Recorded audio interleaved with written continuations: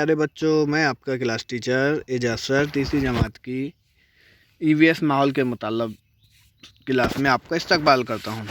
प्यारे बच्चों, आज का दिन कौन सा है बताएंगे ज़रा मुझे। आज जुमा है। क्या है आज? जुमा।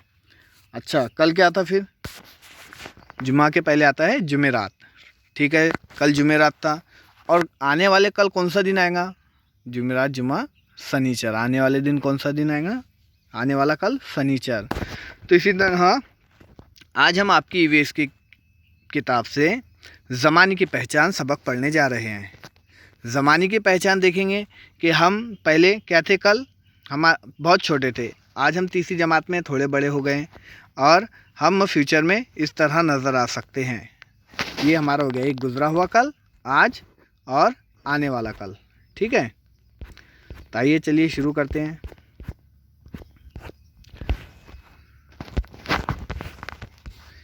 मेरे साथ दोहराइए और समझिए। ठीक है, ज़माने की पहचान, सबक नंबर 5, ज़माने की पहचान। यहाँ पर एक कैलेंडर दिया गया है। कैलेंडर के अंदर इस साइड में दिन होते हैं और इधर तारीखें लिखी होती है। और यहाँ पे साल जनवरी 2014 का कैलेंडर है ये। अगर आज क्या है? जुमा, और जुमे की 3 तारीख है, तो कल क्या था? थर्सडे था, यानी 2 तारीख थी। और आने वाला कल क्या है? सैटरडे, शनिचर, और 4 तारीख रहेंगी। तो इस तरह हम ज़माने को 3 हिस्सों में बांट सकते हैं। एक कल जो गुजर गया, आज जो जारी है, और आने वाला कल। ठीक है, तो आइए मेरे साथ पढ़िए और समझिए। ज़माने के 3 हिस्से हैं। जो गुजर गया वो माजी, जो गुजर गया वो माजी, जो जारी है वो हाल, जो आने वाला है वो मुस्तकबिल। आज पीर है, लफ्ज़ आज ज़माना हाल बताता है। लफ्ज़ आज क्या बताता है? ज़माना हाल। कल मेरी सालगिरह है, कल मेरी सालगिरह है। लफ्ज़ कल मुस्तकबिल का पता चलता है। कल गुज़िश्ता रोज़, यानी गुज़रा हुआ कल। दादी ने मुझे एक कहानी सुनाई थी, है ना, यानी ये गुज़रा हुआ कल है। इस जुमले में लफ्ज़ कल माजी के लिए आया है। ज़माने को समझने के लिए कैलेंडर और स्कूल टाइम टेबल वगैरह इस्तेमाल किया जाता है ना। ये कैलेंडर है, स्कूल टाइम टेबल होता है जिसमें हमें पता चलता है कि अभी कौन सा पीरियड है, फिर कौन से सब्जेक्ट का पीरियड आने वाला है, और इससे पहले कौन से सब्जेक्ट का पीरियड हो चुका है।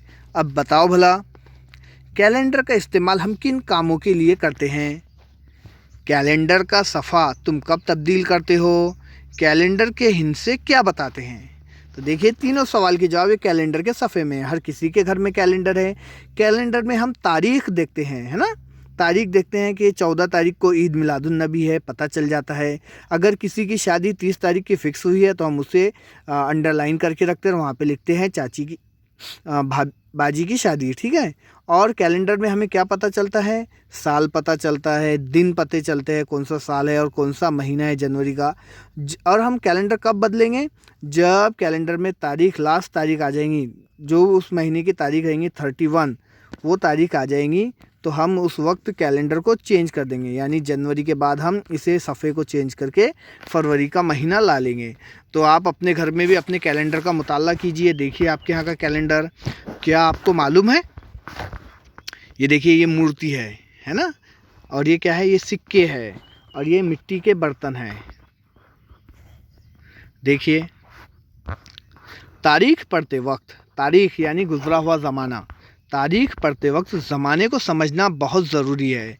यानी तारीख पढ़ते वक्त ज़माने को समझना बहुत ज़रूरी है कि मुग़ल बादशाहों का टाइम कब था, और शिवाजी महाराज का वक्त कब था, अंग्रेज़ हिंदुस्तान में कब आए। तो वक्त को समझना ज़रूरी है। किसी जगह इमारत की बुनियाद के लिए खुदाई करते वक्त पुराने सिक्के, मूर्तियाँ और मिट्टी के बर्तनों के टुकड़े वगैरह चीज़ें मिलती है। क्या मिलती है? मूर्तियाँ, सिक्के और मिट्टी के बर्तनों के टुकड़े मिलते हैं। ये चीज़ें किस ज़माने की है, इसका मुताला किया जाता है। मुताले से पता चलता है कि वो चीज़ किस ज़माने की है। अब मिसाल के तौर पे सिक्के ले लीजिए। आपने सिक्का देखा होगा, 5 रुपये का सिक्का, 2 रुपये का सिक्का।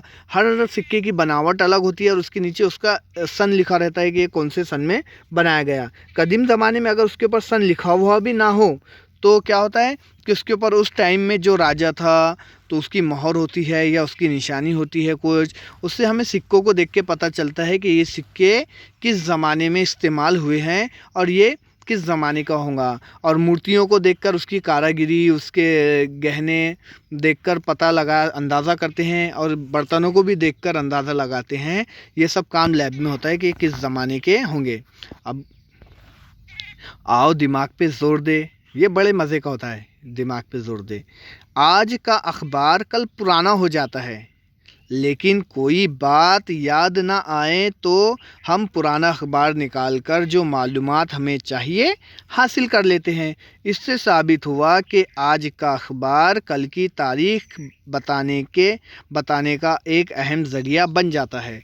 अगर मैं आपको एक प्रोजेक्ट दूं कि आपको अखबार में से तस्वीरें काट काट के जमा करनी है, तो आप पुराने अखबार निकालेंगी, उसमें से आपको मैंने जिस ताल्लुक़ से कहा, अगर से मैंने कहा कि जानवरों की तस्वीरें उसमें से निकालो, तो कोई वाक़या हादसा हुआ होगा कि किसी बस्ती में कोई भालू घुस गया, तो वहाँ पे उस भालू की तस्वीर वगैरह आएंगी, बस्ती की तस्वीर आएगी। तो इस तरह माजी के वाक़यात यानी कल जो हो गया, तो हम आज के अखबार तो पढ़ लेते हैं, उसे रख के पुराना हो जाता है वो, तो हम उससे अंदाज़ा लगा सकते हैं कि कल क्या हुआ था, यानी वो हमारी तारीख़ बन जाता है। ठीक है, अब आइए ज़रा देखते हैं। बताओ भला ज़माने का हिसाब लगाने के लिए किन ज़राए का मुताला किया जाता है। अब ज़माने का हिसाब लगाने के लिए, अब देखिए, ज़माने को समझने के लिए हमने इसे सेकंड, मिनट, घंटा, दिन, रात, हफ्ता, अशरा, महीना और साल में तकसीम किया है। इस तरह हम वक्त का हिसाब रख सकते हैं।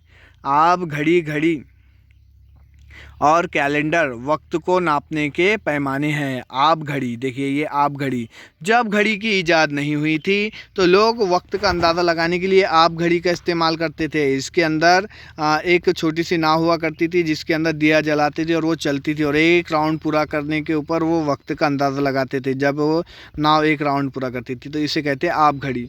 उसके बाद रेत घड़ी, 1400 हिजरी में रेत घड़ी की इजाद हो गई थी। रेत घड़ी क्या होती है? दो बोतलें होती है जिनका बीच का सिरा क्या होता है? बारीक होता है, ऊपर रेत भरी होती है, ऊपर की रेत पूरी नीचे आने तक वो 1 घंटा उसे समझते थे कि 1 घंटा हो गया। जैसा कि मजदूरों से काम लेना, वक्त का अंदाज़ा लगाने के लिए इस तरह की आप घड़ी का रेत घड़ी का इस्तेमाल किया जाता था। जब ऊपर की रेत पूरी नीचे आ जाती तो फिर से घुमा के वापस रख दिया जाता, यानी पूरी ऊपर की रेत नीचे आने तक को 1 घंटा समझा जाता था। आज के ज़माने में हम कैलेंडर का इस्तेमाल करते हैं।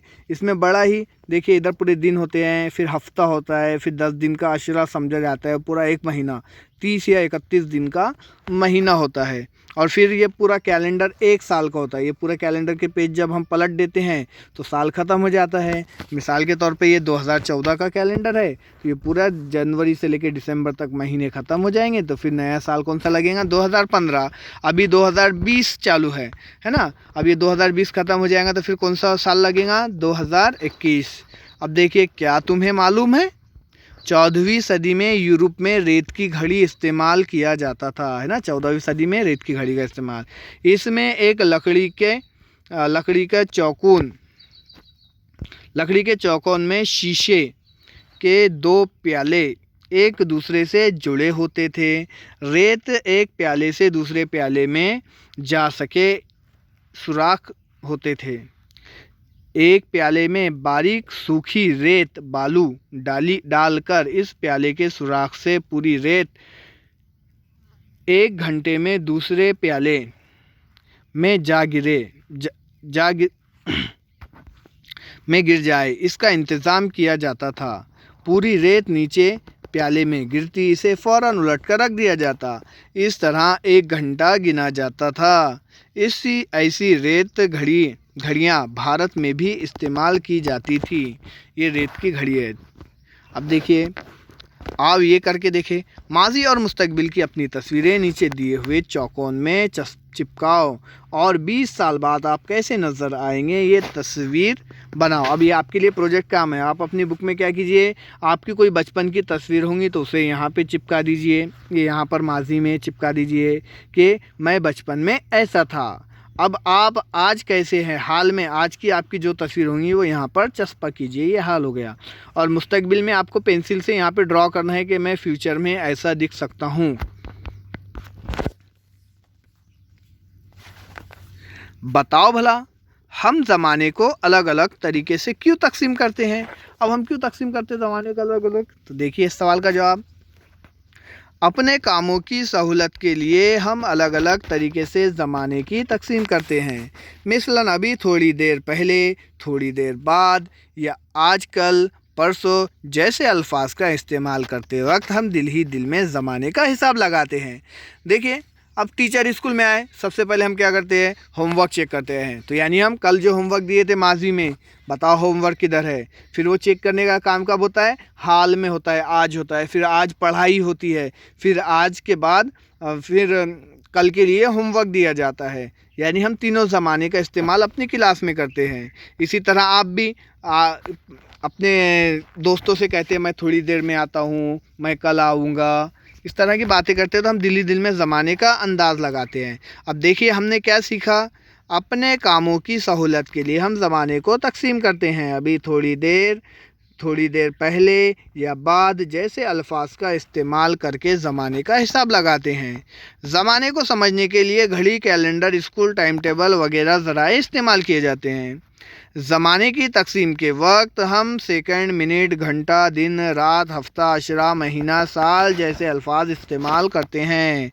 पुरानी चीज़ें या इमारतें, सिक्के, मिट्टी के बर्तन के टुकड़े या अतराफ़ में पाई जाने वाली तारीख़ी चीज़ों के ज़रिए ज़माने का पता चलता है। गांव माहौल की तारीख़ समझने में मदद मिलती है ना।